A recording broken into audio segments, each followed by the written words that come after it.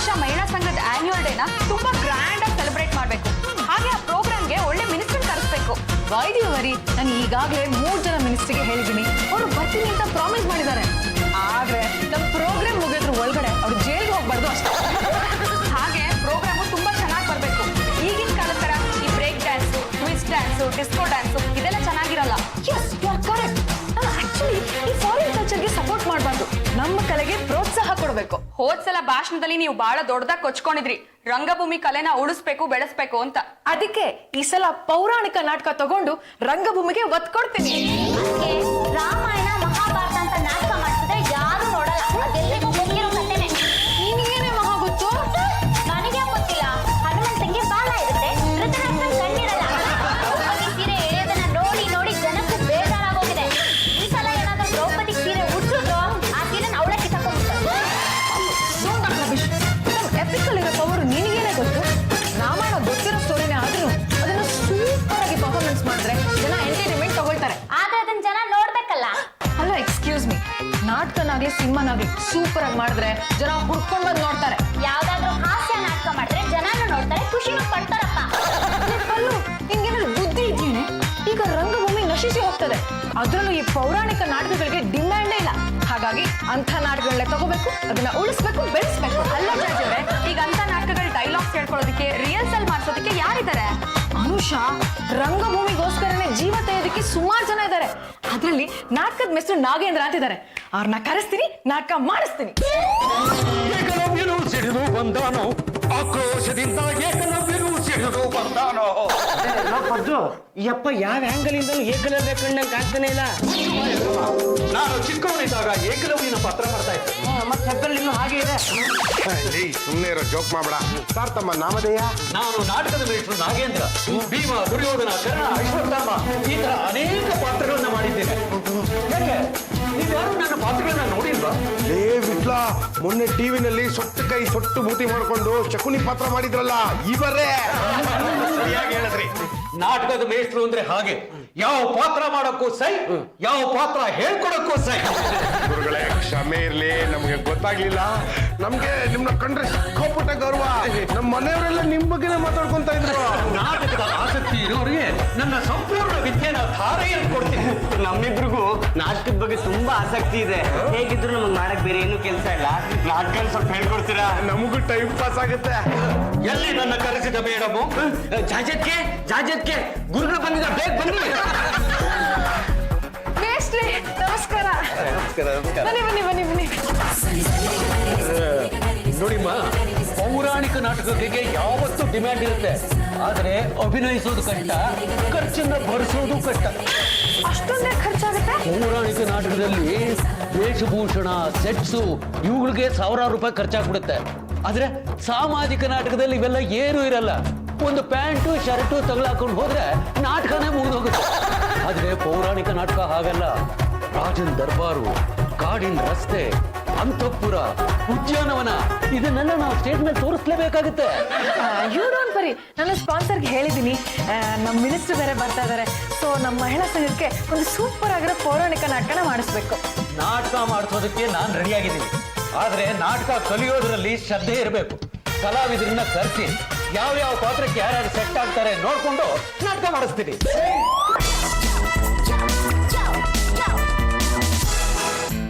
ಮೇಷ್ಟ್ರೆ, ಅದು ಒಂದು ಸಣ್ಣ ಪ್ರಾಬ್ಲಮ್ ಆಗ್ಬಿಟ್ಟಿದೆ.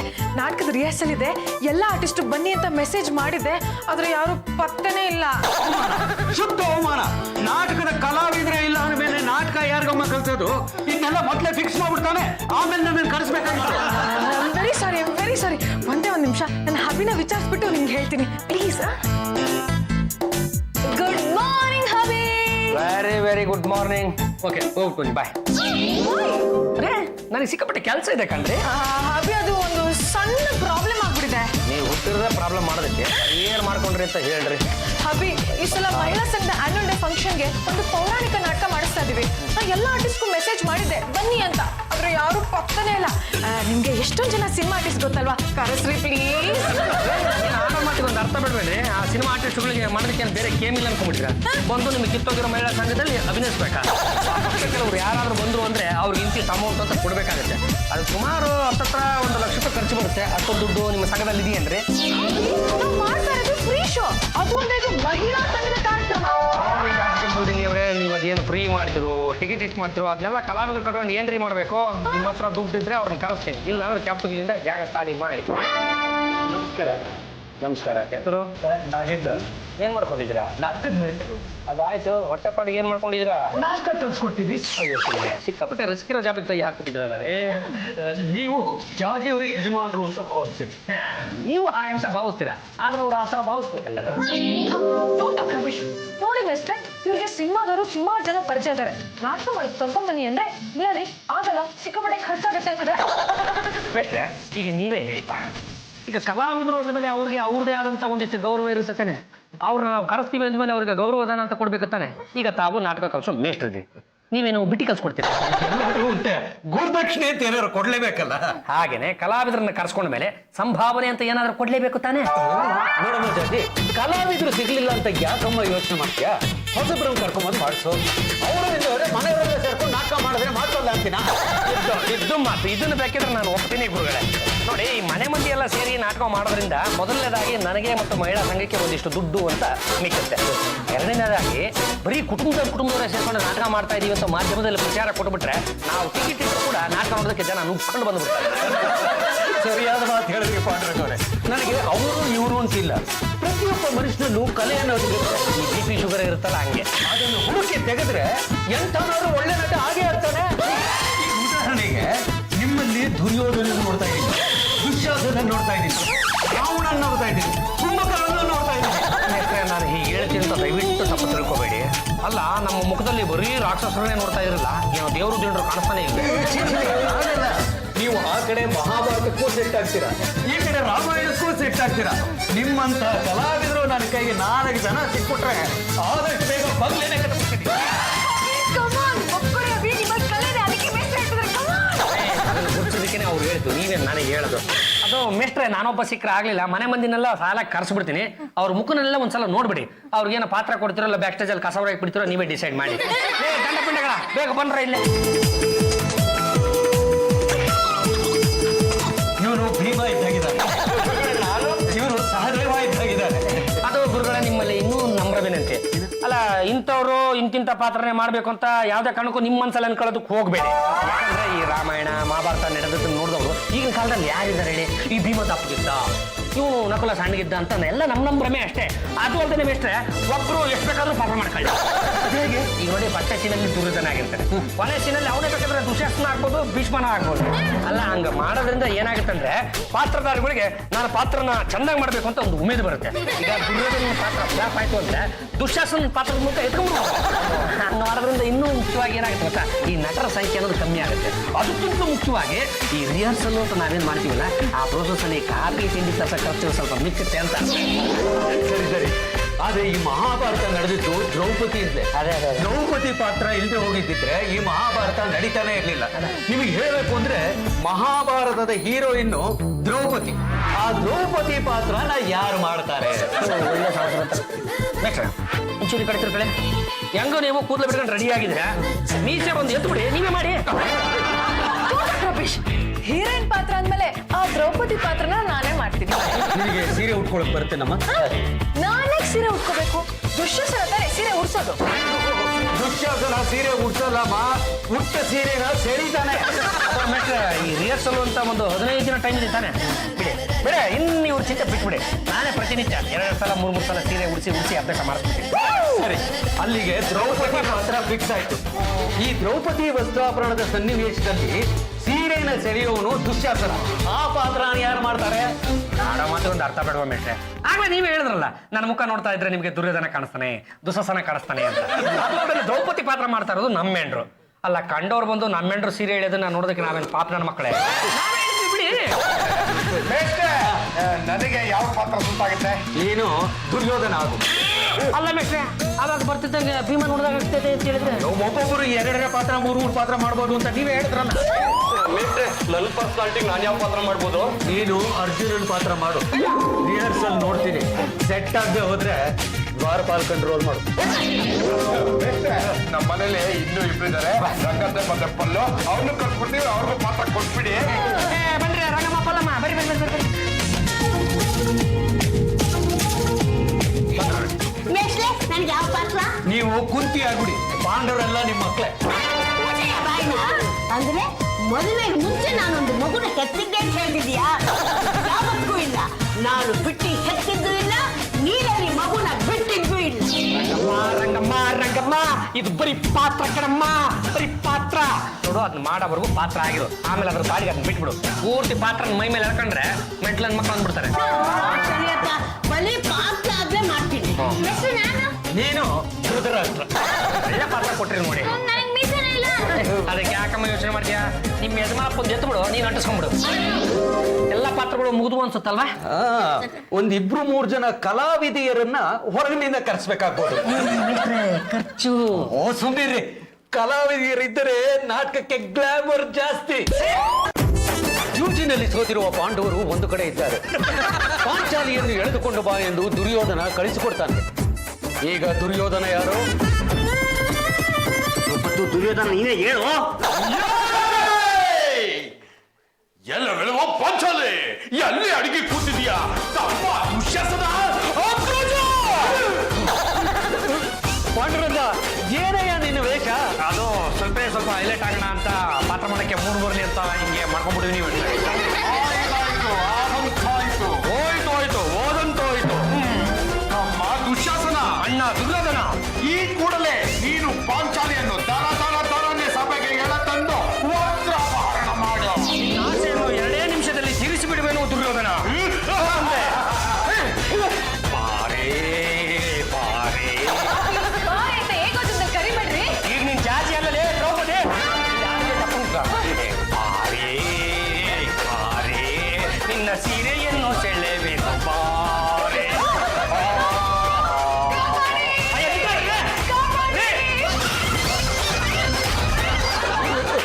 ಪಾಂಡುರಂಗ, ನೀನೆಲ್ಲ ಯಾವ ಓಡ್ತಾ ಇದೀಯಾ? ಅಯ್ಯ, ಸೀರೆ ಹೇಳಿ, ನಾನು ಸೀರೆನೇ ಕೊಡ್ತಲ್ಲ. ಬಂದು ನಾನು ನಿಮ್ಮ ಪಂಚನ ಹೇಳಿಲ್ಲ. ನಾನೇನ್ ಮಾಡ್ಲಿ? ಮಹಾಭಾರತದಲ್ಲಿ ದ್ರೌಪದಿ ವಜ್ರಾಪರಣ ಮಾಡ್ತಿದ್ದಾಗ ಅರ್ಜುನ ಏನ್ ಮಾಡ್ತಿದ್ದ? ಸ್ಟೆಪ್ ನಿಂತಿದ್ದ. ನೀನು ಹಾಗೆ ಸ್ಟೆಪ್ ನಿಂತ್ಕ. ಮೇಷ್ಟ್ರೆ, ದ್ರೌಪದಿನ ಯಾವತ್ತೂ ಯಾರು ಈ ರೀತಿ ಹಕ್ಕು ಮಾಡ್ಕೊಂಡು ಕರ್ಕೊಂಡು ಬಂದಿಲ್ಲ. ಪಾಂಡುರಂಗ, ದ್ರೌಪದಿನ ಸುಮ್ಮನೆ ಕರ್ಕೊಂಡ್ ಬರ್ಬೇಕು, ತಬ್ಗುಂಡೆಲ್ಲ ಕರ್ಕೊಂಡ್ ಬರಬಾರ್ದು. ಅಲ್ಲ ಮೇಷ್ಟ್ರೆ, ಈ ದುಶ್ವಾಸನ ರಾಜ ಅಂತಪುರಕ್ಕೆ ದ್ರೌಪದಿನ ಕರ್ಕೊಂಬರಕ್ಕೆ ಅಂತ ಹೋದ್ನಲ್ಲ, ಅಲ್ಲಿ ಏನಾಯ್ತು ಎತ್ತಾಯ್ತು ಯಾವನಿಗೆ ಗೊತ್ತು? ಹಿಂಗೆ ಆಗಿರ್ಬೋದು ಅಂತ ನಾನು ಊಹೆ ಮಾಡ್ಕೊಂಡೆ ಹಿಂಗ್ ಮಾಡಿದೆ. ಇಷ್ಟು ನಾನೇ ನಿಜವಾದ ದ್ರೌಪದಿನ ಈ ತರ ಕರ್ಕೊಂಬಂದೆ. ನಮ್ಮ ಹೆಂಡ್ರು ತಾನೆ, ಇರ್ಲಿ ಅಡ್ಜಸ್ಟ್ ಮಾಡ್ಕೊಂಬಿಡಿ. ನನ್ನ ಹೆಂಡ್ತಿ ನಿನ್ನ ಹೆಂಡ್ತಿ ಅಂತ ಹೇಳ್ತಿದ್ದಲ್ಲ, ಹಿಂಗ್ ನಾಚಿಕೆ ಆಗಲ್ವಾ? ಮುಚ್ಚಲ ಬಾಯ್. ಮೇಟ್ರ, ಇದು ಅನ್ಯಾಯ. ನೀನು ಅರ್ಜುನ ಕಣಯ್ಯ, ನಾನು ಅರ್ಜುನ ಅಂದ್ರೆ ದ್ರೌಪದಿ ನಂಗೆ ಏನಾಗಬೇಕು? ನಿನ್ನ ಹೆಂಡತಿ. ಗೊತ್ತಾಯ್ತಾನಯ್ಯ?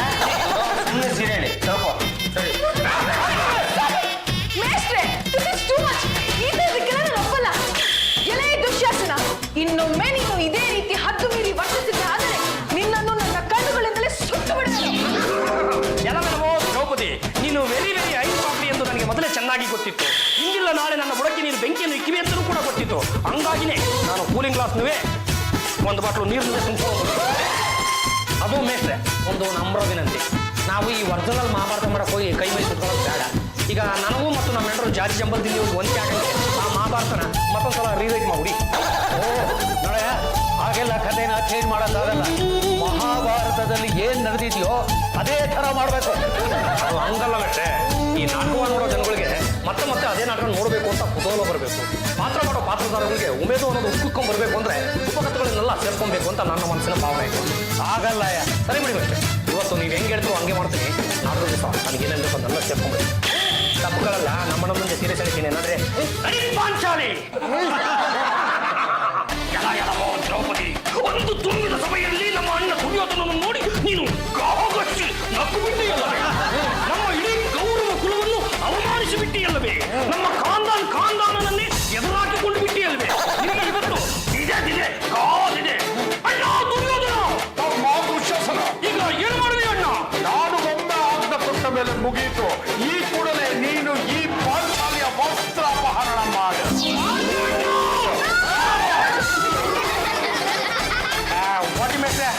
ಅಮ್ಮ ಸೀರೆ ಕೊಡಲ್ಲ ಅಂತಾಳೆ ಇವ್ನು ಸಳಿ ಅಂತಾನೆ ಏನ್ ಸಳಿ ಮೇಷ್ಟ್ರೆ ಈ ಸೀರೆ ಸೆಳೆಯೋ ಸೀನು ನನ್ಗೆ ಇಷ್ಟ ಆಗ್ತಾ ಇಲ್ಲ. ನೋಡಮ್ಮ ಹಾಗೆ ಹೇಳಿದ್ರೆ ಹೇಗೆ? ನೀನೀಗ ದ್ರೌಪದಿ ಪಾತ್ರವನ್ನ ಅಭಿನಯಿಸ್ತಾ ಇದೀಯಾ. ಸೀರಿಯನ್ ಸರಿಲಿಲ್ಲ ಅಂದ್ರೆ ಕತೆ ಮುಂದಕ್ಕಾದ್ರೂ ಹೋಗೋದೇ. ನಂಗೆ ಈ ಕ್ಯಾರೆಕ್ಟರ್ ಇಷ್ಟ ಆಗ್ತಲ್ಲ, ಹಾಗಾಗಿ ನಾನು ಈ ಕ್ಯಾರೆಕ್ಟರ್ನ ಮಾಡಲ್ಲ. ನೀನ್ ಈ ಪಾತ್ರ ಮಾಡಲ್ಲ ಅಂದ್ರೆ ಈ ಪಾತ್ರ ಬೇರೆ ಯಾರು ಮಾಡ್ತಾರೆ? ಮಾಸ್ಟ್ರೆ, ಪಾಂಡುರಂಗ ಅವರು ದುಶ್ಯಾಸನ ಆಗಿ ನನ್ನ ಸೀರೆ ಸೆಳಿತಾರೆ ಅಂತಂದ್ರೆ ನಾನೇ ದ್ರೌಪದಿ ಆಗ್ತೀನಿ. ರಾಜಮಾತೆ ಕುಂತಿ ಅವರಿಗೆ ಅಡ್ಡ ಬಿದ್ದೈತಿ. ಎಲೆ ದ್ರೌಪದಿ, ನಿನ್ನ ಅವಸ್ಥೆ ಯಾರಿಗೂ ಒಲವುದು ಬೇಡ. ಆ ನನ್ನ ಮಕ್ಕಳು ಜೋಜಿನಲ್ಲಿ ನಿನ್ನ ಮಣಕ್ಕಿಟ್ಟು ಸೋತು ಬಿಟ್ಟಿದ್ದಾರೆ. ಒಳ್ಳೇದೇ ಆಯ್ತಲ್ಲತ್ತೆ. ಒಳ್ಳೇದಾಯ್ತು. ನಿನ್ಗೆ ಅವಮಾನ ಮಾಡಬೇಕು, ನಿನ್ನ ಸೀರೆನ ಸೆಳೆಯಬೇಕು ಅಂತ ದುಶ್ಯಾಸನ ಓಡೋಡಿ ಬರುತ್ತಿದ್ದಾನೆ. ಬಹಳ ದಿನಗಳಿಂದ ನಾನು ಕೂಡ ಕಾಯ್ತಾ ಇದ್ದೆ ರಾಜಮಾತೆ. ಇವತ್ತು ನನ್ನ ಆಸೆ ನೆರವೇರ್ತಿದೆ. ನಿನ್ನ ಹಣೆ ಬರಹ, ಸೀರೆನ ಸೆಳಿಸ್ಕೊ. ಪಾಂಡುರಂಗ ಅವರೇ, ನಾನು ರೆಡಿ ಇದೀನಿ, ಬೇಗ ಬನ್ನಿ. ಏನಮ್ಮ ನಿನ್ನದು ದ್ರೌಪದಿ ಪಾತ್ರ, ನೀನಾಗಿ ನೀನೆ ಬನ್ನಿ ಸೀರೆ ಸರೀರಿ ಅಂತ ಹೇಳೋದ? ಸೀರೆ ಸರಿಯೋದು ಬೇಡ ಅಂತ ಪ್ರೊಟೆಸ್ಟ್ ಮಾಡ್ಬೇಕು ನೀನು. ನಾನೇನ್ ಮಾಡ್ಲಿ ಮೇಸ್ಟ್ರೆ, ಆ ರೀತಿ ಪ್ರೊಟೆಸ್ಟ್ ಮಾಡಕ್ಕೆ ನನ್ನ ಮನ್ಸೇ ಬರ್ತಾ ಇಲ್ಲ. ಒಳ್ಳೆ ಕಟ್ಟಕ್ಕೆ ಬಂತಲ್ಲ, ಸೀರೆನ ಆಮೇಲೆ ಸೆಳೆಸ್ಕೊಳ್ಳುವಂತೆ. ಈಗ ಪಕ್ಕಕ್ಕೆ ಹೋಗು, ದುರ್ಯೋಧನ ಬರ್ಲಿ.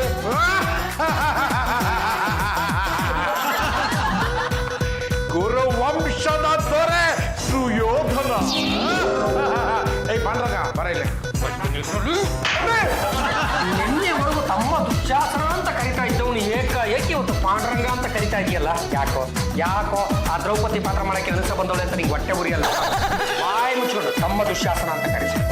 ಸರಿ ಬಿಡ, ತಮ್ಮ ದುಶ್ಯಾಸನ ಅಣ್ಣ ದುರ್ಯೋಧನ, ನೀನು ಈ ಕೂಡಲೇ ಆ ಪಾಂಚಾಲಿಯನ್ನು ಹೆಡೆ ಮುರಿ ಕಟ್ಟಿ ಎಳೆದುತ್ತಾ ಅವ್ರೇನ್ ಹೇಳ್ಕೊಂಡ್ ಬರೋದು, ನಾನೇ ಬಂದ್ ನಿಂತಿನಲ್ಲ. ನೀನೇ ಹೀಗೆ ಆತರ ಪಟ್ಕೊಂಡು ಬಂದ್ಬಿಟ್ರೆ ಹೇಗಮ್ಮ? ನೀನಿರೋ ಜಾಗಕ್ಕೆ ದುಶ್ಯಾಸನ ಬಂದು ನಿನ್ನ ಜುಟ್ಟನ್ನ ಹಿಡ್ಕೊಂಡು ದರ ಎಳ್ಕೊಂಡು ಬರಬೇಕು. ಅಲ್ಲಿವರೆಗೂ ನೀನ್ ಅಲ್ಲೇ ಇರ್ಬೇಕು. ಅವ್ರು ನನ್ ಜುಟ್ಟು ಕೈ ಹಾಕಿದ್ರೆ ನನ್ನ ಹೇರ್ ಸ್ಟೈಲ್ ಎಲ್ಲ ಹಾಳಾಗೋಗುತ್ತೆ. ಅದಕ್ಕೆ ನಾನೇ ಬಂದ್ ನಿಂತ್ಕೊಂಡೆ. ನಿಮ್ಗೇನು ಸ್ಟೇಜ್ ಮೇಲೆ ಬರೋದ್ ಮುಖ್ಯ ತಾನೆ? ಬಂದ್ ನಿಂತಿದ್ದೀನಿ, ಸೆಳೆಯಕ್ ಹೇಳಿ. ಹಾಗಲ್ಲಮ್ಮ, ದುಶ್ಯಾಸನಾನೇ ನಿನ್ನ ಜುಟ್ಟನ್ನ ಹಿಡ್ಕೊಂಡು ದರ ಎಳ್ಕೊಂಡು ಬರೋವಾಗ ನೋಡೋ ಜನಗಳಲ್ಲಿ ಕಣ್ಣೀರು ಬರಬೇಕು. ದೃಶ್ಯ ಇವರು ದುಃಖ ವ್ಯಕ್ತಪಡಿಸಲ್ಲ, ಸಂತೋಷನ ಅಭಿವ್ಯಕ್ತಪಡಿಸ್ತಾ ಇದ್ದಾರೆ. ಬರೋದು ಬಂದ್ಬಿಟ್ಟಿದ್ದೀರಾ? ಡೈಲಾಗ್ ಹೇಳಿ. ದ್ರೌಪದಿ, 5 ಜನ ಗಂಡಂದಿರು ನಿನ್ನನ್ನು ಪಂದ್ಯದಲ್ಲಿ ಪಾನಕ್ಕಿಟ್ಟು ಸೋತು ಸುಣ್ಣವಾಗಿದ್ದಾರೆ. ಅದು ಸಾಲದು ಎಂಬಂತೆ ಈ ನನ್ನ ತಡಿಯ ಅಣ್ಣ ಅಗ್ರಜನನ್ನು ನೋಡಿ ನೀನು ಗಹಗಹಿಸಿ ನಕ್ಕಿಯಲ್ಲ? ಏನು ಇವ್ರ ಮುಖದಲ್ಲಿ ಬೋಚೆ ಕುಡಿತಾ ಇದ್ದ? ಅಷ್ಟು ಸಾಲದು ಎಂಬಂತೆ ನಮ್ಮ ಕುರುವಂಶವನ್ನು ಬಾಗಿ ಬಂದಂತೆ ಆಡಿಕೊಂಡಿದ್ದೀಯಾ? ಇಡೀ ನಮ್ಮ ಕಾಂತನಲ್ಲಿ ಎದುರು ಹಾಕಿಕೊಂಡಿದ್ದೀಯಾ? ನಮ್ಮ ಮೇಷ್ಟರು ಒಪ್ಪಿಗೆ ಕೊಡಲಿ ಅಥವಾ ಬಿಡಲಿ, ಈಗ ನಾನು ನಿನ್ನ ಸೀರೆಯನ್ನು ಸೆಳೆಯಲೇ. ನಿಮ್ಗೊಂದು ಗ್ಲಾಸ್ ಜ್ಯೂಸ್ ಬೇಕಾ? ಸೀರೆ ಸೆಳೆಯವತ್ನಲ್ಲಿ ಜ್ಯೂಸ್ ಯಾಕೆ? ನಿಮಗ್ ಸೀರೆ ಸೆಳೆಯೋದಕ್ಕೆ ಶಕ್ತಿ ಬರ್ಲಿ ಅಂತ. ನೋಡಮ್ಮ, ಇದು ರಿಹರ್ಸಲ್, ಇಲ್ಲದ್ದೆಲ್ಲ ಸೇರಿಸ್ಕೊಂಡು ಹೇಳ್ಬೇಡ. ನಾಳೆ ಶೋ ಮಾಡ್ಬೇಕಾದ್ರೂ ಇದೇ ಮಾತುಗಳು ಬಂದ್ಬಿಟ್ರೆ ತುಂಬಾ ಕಷ್ಟ ಆಗುತ್ತೆ. ಮೇಸ್ಟ್ರೆ, ನಂದೊಂದು ಕಂಡೀಷನ್. ಇವರು ಸೀರೆ ಸೆಳಿಲಿ, ನಾನು ಬೇಡ ಅನ್ನಲ್ಲ. ಆದ್ರೆ ಸೀರೆ ಸೆಳೆಯೋದ್ಕಿಂತ ಮುಂಚೆ ನನ್ ಕುತ್ತಿಗೆ ತಾಳಿ ಕಟ್ಬಿಡ್ಲಿ. ಅದು ಹೇಗಮ್ಮ ಸಾಧ್ಯ? ದುಶ್ಯಾಸನ ದ್ರೌಪದಿ ತಾಳಿ ಕಟ್ಟೋದು ಯಾವ ಕಥೆನೂ ಇಲ್ಲ. ಕಥೆನ ಸ್ವಲ್ಪ ಬದಲಾಯಿಸಿದ್ರೆ ಆಯ್ತು. ನೋಡಮ್ಮ, ನೀನ್ ಹೇಳ್ದಾಗೆ ಪಾತ್ರಗಳನ್ನ ಬದಲಾವಣೆ ಮಾಡಕ್ಕಾಗಲ್ಲ. ಅಲ್ಲಿ ಏನು ಡೈಲಾಗ್ ಇದೆಯೋ ಅದನ್ನ ಕರೆಕ್ಟ್ ಆಗಿ ಹೇಳಬೇಕು. ಎಲ್ಲಿ ರಾಜಮಾತೆ? ಏನ್ ಮಾಡ್ತೀರ ನೀವು? ನನಗಾಗ್ಲಿ ನನ್ನ ಮಗಳಿಗಾಗ್ಲಿ ಒಂದು ಡೈಲಾಗು ಕೊಟ್ಟಿಲ್ವಲ್ಲ, ಈ ಸರಿನಾ? ಯಾರಮ್ಮ ನೀನು? ಮೇಷ್ಟ್ರೆ, ನೀವೆಲ್ಲಿದ್ದೀರ ಅಂತ ಗೊತ್ತಾಗ್ತಲ್ಲ. ಇವತ್ತಿನ ರಿಹರ್ಸಲ್ ನಾನು ಗಾಂಧಾರಿ ಪಾತ್ರ ಮಾಡ್ತಾ ಇದ್ದೀನಿ. ನೀನೇನು ಮಾಡ್ತಿದೀಯಮ್ಮ? ಮೇಷ್ಟ್ರೆ, ನಾನು ಧೃತರಾಷ್ಟ್ರ. ನನ್ನ ಹೆಂಡತಿ ಗಾಂಧಾರಿ ತಪ್ಪಿಸ್ಕೊಂಡ್ಬಿಟ್ಟಿದ್ದಾಳೆ. ಸ್ವಲ್ಪ ಹುಡ್ಕೊಡ್ತೀರಾ? ದೊಡ್ಡಪ್ಪ ಬನ್ನಿ, ದೊಡ್ಡಮ್ಮ ಇಲ್ಲಿದ್ದಾರೆ. ದೊಡ್ಡಪ್ಪ ಬಂದಿದ್ದಾರೆ ನೋಡಿ. ಏನ್ರಿ ಇಲ್ಲಿದೆ ಚಿನ್ನ? ನಾನು ಇವಾಗ ಎಲ್ಲ ಡೈಲಾಗ್ನ ಕಲ್ತ್ಕೊಂಡ್ಬಿಟ್ಟಿದ್ದೀನಿ. ಹೊರಡ್ಬಿಡ್ಲಾ? ಆಯ್ತಾಯ್ತು, ಡೈಲಾಗ್ ಏನಿದೆಯೋ ಅದನ್ನ ಶುರು ಹೊತ್ಕೊಮ್ಮ. ಮಗನೇ ದುಶ್ಯಾಸನ, ಅಪ್ಪಾಜಿ, ಎಲ್ಲಿದ್ದೀಯೋ? ಅಯ್ಯೋ ನಾನು ಇಲ್ಲೇ ನಿಂತ್ಕೊಂಡಿದ್ದೀನಿ, ಹೇಳಪ್ಪಾಜಿ. ನನಗೆ ಕಣ್ಣು ಕಾಣುವುದಿಲ್ಲವೆಂದು ನಿನಗೆ ಗೊತ್ತಿಲ್ಲವೇನೋ? ಹತ್ತಿರ ಬಾರೋ. ನೀನು ನನ್ನ ಸೊಸೆಯ ಸೀರೆಯನ್ನು ಸೆಳೆಯುವುದು ನನಗೆ ಇಷ್ಟವಾಗುತ್ತಿಲ್ಲ. ತುಂಬಿದ ಸಭೆಯಲ್ಲಿ ಹೆಣ್ಣೊಬ್ಬಳಿಗೆ ಅವಮಾನವಾಗುತ್ತಿದ್ದರೆ ಥೀ ಥೂ ಎಂದು ಉಗಿಯಬೇಕಾಗುತ್ತದೆ. ನಿನ್ಗೆ ಹೆಂಗೋ ಕಣ್ ಕಾಣಕ್ಕಿಲ್ಲ. ನಾನು ಸೀರೆ ಸೆಳೆದ್ರೇನು ಮತ್ತೊಂದು ಸೆಳೆದ್ರೇನು ಏನ್ ಗಂಟೋಯ್ತು? ಹುಚ್ಚು ಬಾಯ. ಅಪ್ಪಾಜಿ ಈಗ ನಾನು ಮುಂದಕ್ಕೆ ಏನ್ ಮಾಡ್ಬೇಕು ಅಂತ ಹೇಳಪ್ಪಾಜಿ. ಬೆಟ್ಟದ ಮೇಲೆ ಒಂದು ಮನೆ ಮಾಡಿ ಇನ್ನೊಬ್ಬರ ಜೋಳಿಗೆ ಕಟ್ಟಿ ಅಲ್ಲ ಮಗನ ಹಾಕಿ ತೂಗಕ್ಕೆ ವ್ಯವಸ್ಥೆ ಮಾಡ್ಕೊಡೋ ಮಗನೇ. ನಮ್ಮ ತಾಯಿ ನನ್ನ ನಾಟಕ ಸೇರ್ಕೊಳಕಿಲ್ಲ ಇವ್ರು ಒರಿಜಿನಲ್ ಡೈಲಾಗ್ ಹೇಳ್ತಾವ್ರ. ಅರ್ಜುನ ಅಂತ ನಿಮ್ ತೆಪ್ಪಗ್ ನಿಲ್ಸಿದಲ್ರಿ ರೀ. ನಾನ್ ಯಾರು ಮಧ್ಯಮ ಪಾಂಡವ. ಕೆಳಗಡೆ ನೋಡ್ಕೊಂಡು ಮೇಲ್ಗಡೆ ಇರೋ ಮೀನಿನ ಕಣ್ಣಿಗೆ ಬಾಣ ಬಿಟ್ಟು ಮಗನ ಇಷ್ಟೆಲ್ಲ ಅಕೃತ್ಯಗಳಾಗ್ತಿದ್ರು ನೋಡ್ಕೊಂಡು ತೆಪ್ಪಗ್ ನಿಂತಿರ್ಬೇಕಾ? ಆಗಲ್ಲ ಕಣ್ರಿ ರೀ ಆಗಲ್ಲ ಕಣ್ರಿ ರೀ. ದುಶ್ಯಾಸನ ಆ ದುರ್ಯೋಧನ ಇವತ್ತು ಸೆದೆ ಬಡಿಯದೆ. ಸಾಕು ಸುಮ್ಮನಿರಯ್ಯ. ನೀನು ಪಣದಲ್ಲಿ ಎಲ್ಲಾ ಶಸ್ತ್ರಾಸ್ತ್ರಗಳನ್ನು ಸೋತು ಬಿಟ್ಟಿದ್ಯಾ. ಈಗ ನಿನ್ನ ಕೈಲಿ ಏನೂ ಇಲ್ಲ. ಶಸ್ತ್ರಾಸ್ತ್ರ ಇದ್ದೇ ಏನಂತೆ ಮಲ್ಲ ಯುದ್ಧ ಮಾಡಿ ಆ ದುಶ್ಯಾಸನ ತೊಡೆನ ಬಗೆಯದೆ. ಅಲ್ಲೇ ಇದ್ದವನು ಬೇಡ ಗಿಲ್ಲ ಇದ್ದವನು ಬೇಡ, ನಾವೆಲ್ಲರೂ ಸೇರಿ ಆ ದುಶ್ಯಾಸನ ತಡೆ ಬಗೆಯೋಣ.